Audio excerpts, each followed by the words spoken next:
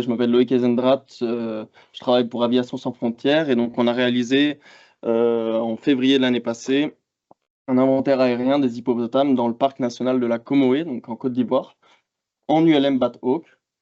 Donc pour vous donner un peu la structure de l'exposé, je vais commencer rapidement par une petite présentation des différents acteurs, les objectifs de l'inventaire. Je vais m'attarder sur la méthodologie et surtout les défis qu'on a dû relever sur le terrain pour s'adapter.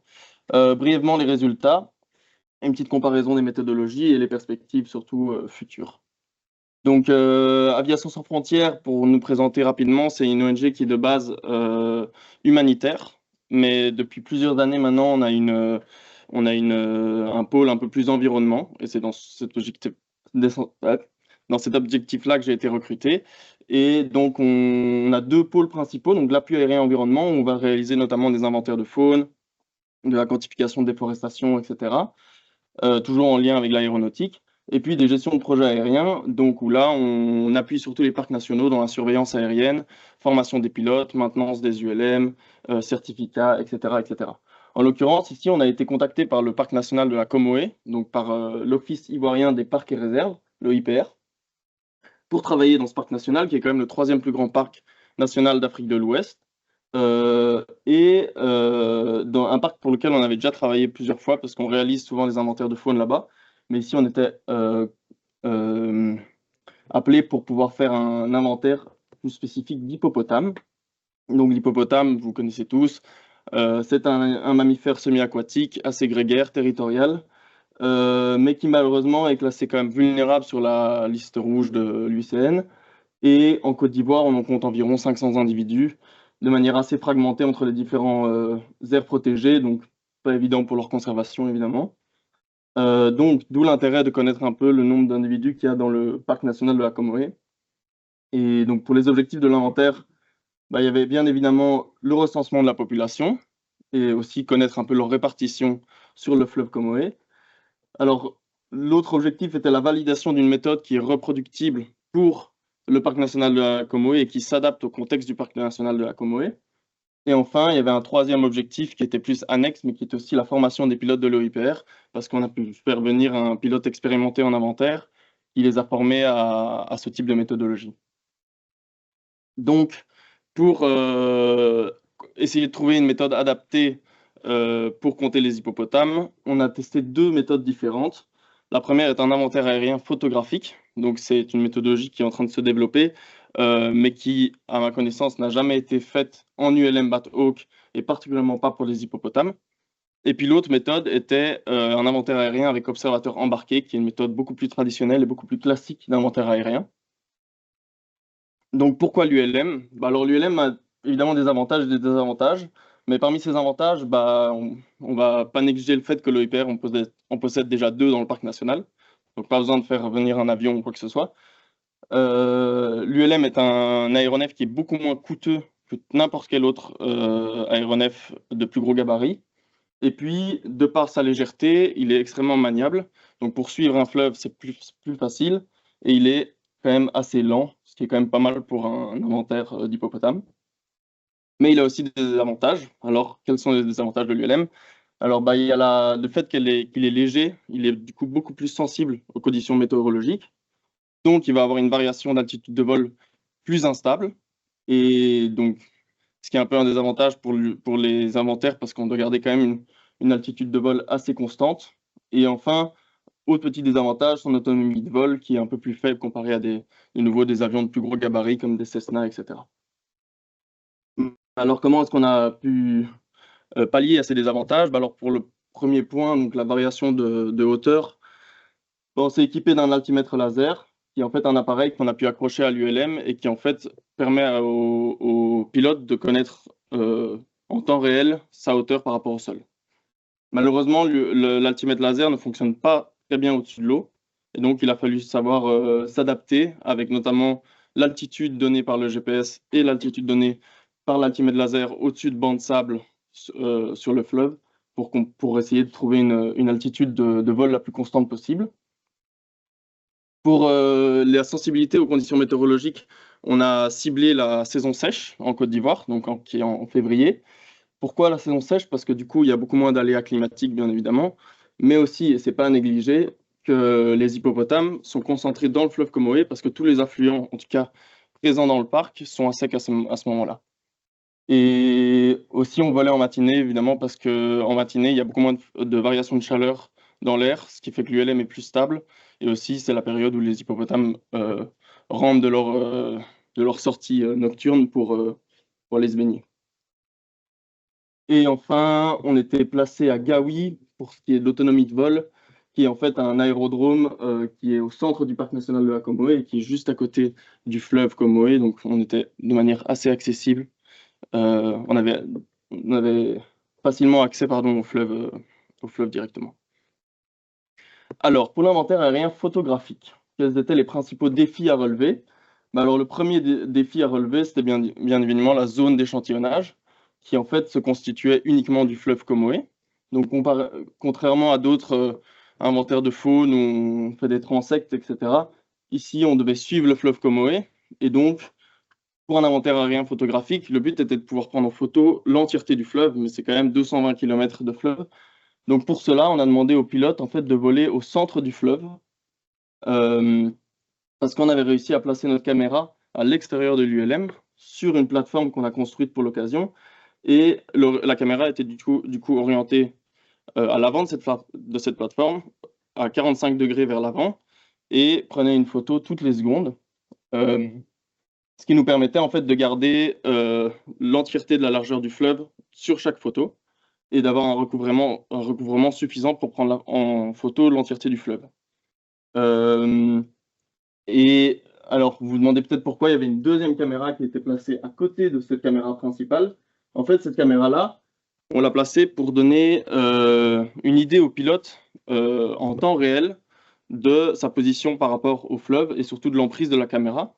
Parce que cet appareil photo qui avait exactement la même orientation que l'appareil principal, lui était placé en mode vidéo et était relié à un câble à l'intérieur de l'ULM sur un petit moniteur qui est ici et qui donnait du coup en temps et en heure l'image vidéo de l'emprise de la caméra par rapport au fleuve. Et donc, qui permettait aussi au pilote de, s'il voyait que un virage, un des méandres du fleuve l'obligeait à devoir contourner, il pouvait du coup faire demi-tour et se remettre dans l'axe du fleuve et essayer de ne perdre aucune portion du fleuve sur les photos. Alors, le troisième défi pour l'inventaire aérien photographique, c'était le comportement des hippopotames qu'il fallait un peu anticiper parce que les hippopotames sont connus pour plonger de longues minutes sous l'eau, enfin, en tout cas à la surface de l'eau. Et donc, évidemment, s'ils sont sous l'eau, sur les photos, ça va être plus difficile de les voir. Donc, il fallait essayer de trouver un compromis pour en fait essayer de les capturer le plus long possible sur les photos. Donc, c'est pour ça qu'on doit jouer avec l'angle de la caméra, jouer avec l'intervalle de photos et jouer avec la hauteur de vol. Et en trouvant un compromis entre toutes ces données-là, on a pu essayer d'avoir le maximum d'emprise sur un groupe d'hippopotames. Donc là, comme pour exemple, on a des hippopotames qui commencent à apparaître au fond de la partie distale de la photo. Et petit à petit, on va les voir apparaître tout le long. Et il y en a qui vont sortir de l'eau, d'autres qui vont rentrer. Et ça nous permet d'avoir une estimation la plus fiable possible du nombre d'individus que constitue le groupe pour terminer avec 12 individus. Et là encore, j'ai pris qu'une photo sur deux, donc il y a beaucoup de photos sur lesquelles on peut observer le nombre d'hippopotames d'un même groupe. Alors pour l'inventaire aérien avec observateur, il y a d'autres défis à relever. Ici, il y a un observateur qui se place à côté du pilote. Donc, il a besoin d'avoir une vue, l'entièreté du fleuve à sa gauche ou à sa droite pour pouvoir bien voir les hippopotames. Donc ici, on ne passait pas au-dessus du fleuve, mais au-dessus d'une des rives. Et le seul petit défi qu'il fallait régler, c'est la présence d'une forêt-galerie, donc voler assez haut pour que la forêt-galerie ait un impact négligeable sur la portion du fleuve visible par l'observateur. Et puis, il fallait aussi respecter des consignes qui étaient quand même assez précises, parce que c'est là le désavantage d'un ULM Bat Hawk, c'est qu'il n'y a qu'un seul observateur et un pilote. Donc, il n'y a personne qui est là pour prendre des notes, des observations. Et donc, on était obligé de pouvoir enregistrer chacune des détections. Et donc, c'est pour ça qu'il était obligé de parler à voix haute, parce qu'il y avait un dictaphone qui enregistrait ce qu'il disait, et prendre des photos de chacune des détections pour pouvoir les vérifier par après. Et en fait, Aussi, il y avait une flexibilité plus grande en vol parce que en cas de besoin, le pilote pouvait faire des tours au-dessus des groupes d'hippopotames pour compter bien les individus. Alors brièvement les résultats, bah, en fait les deux méthodologies ont donné plus ou moins les mêmes résultats, avec un peu plus d'individus captés par l'inventaire photographique, donc 125 individus, répartis de la même manière en fait que l'inventaire avec observateur. L'observateur en a compté aussi 125, mais après vérification, il y a eu quelques erreurs, donc il n'y en a que 105 qui ont été vraiment comptabilisés. Mais donc voilà, des résultats assez similaires, mais quand même des découvertes assez inattendues pour l'inventaire photographique, notamment d'autres types d'animaux. Donc il y a des buffles, des coqs de buffon, des macaques, etc., qui ont été identifiés, et surtout des activités anthropiques illégales, comme des barques de pêcheurs, des filets de pêche, ou encore des camps de braconniers. Euh, Alors, légère comparaison des méthodologies. Donc, pour l'inventaire photographique, bah, évidemment, l'archivage des photos n'est pas négligé. Le fait que différents observateurs, ici on avait identifié 3 observateurs différents pour regarder l'entièreté des photos. Donc, on a une précision, une fiabilité des données qui est quand même supérieure à celle de l'inventaire avec observateur. Les désavantages, c'est que c'est une méthode quand même assez chronophage, parce que chaque observateur doit prendre environ 20 heures pour observer toutes les photos du fleuve.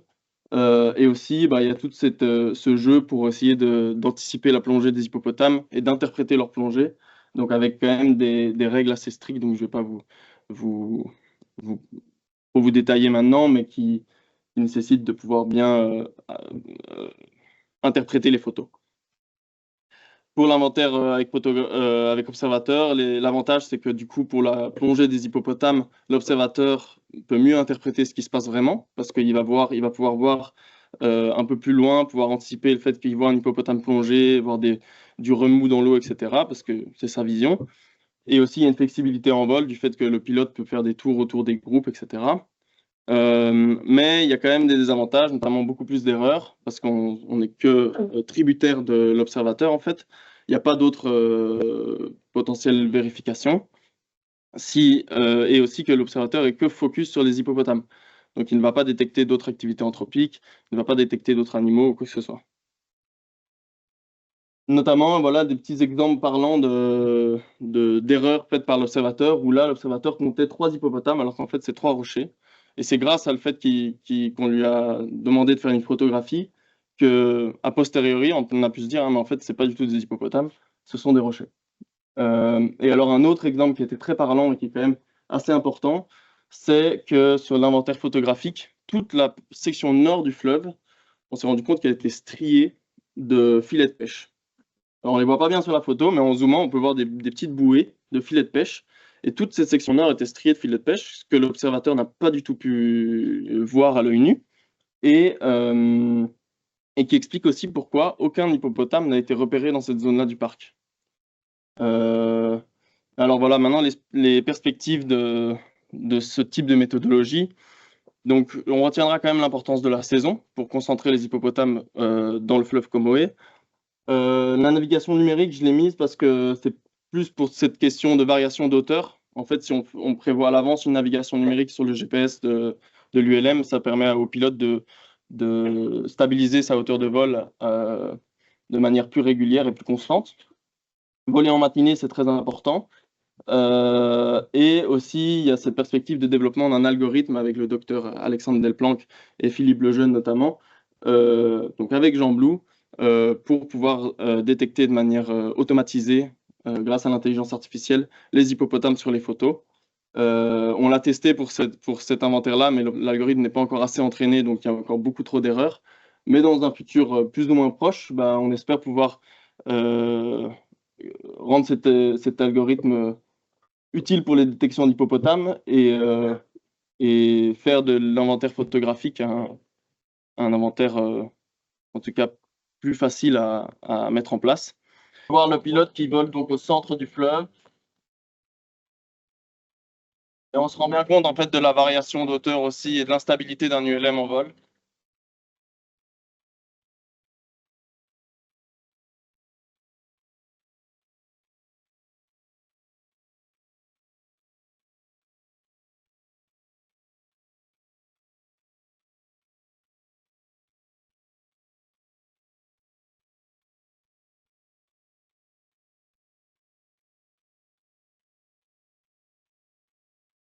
Voilà, je vous remercie de votre attention.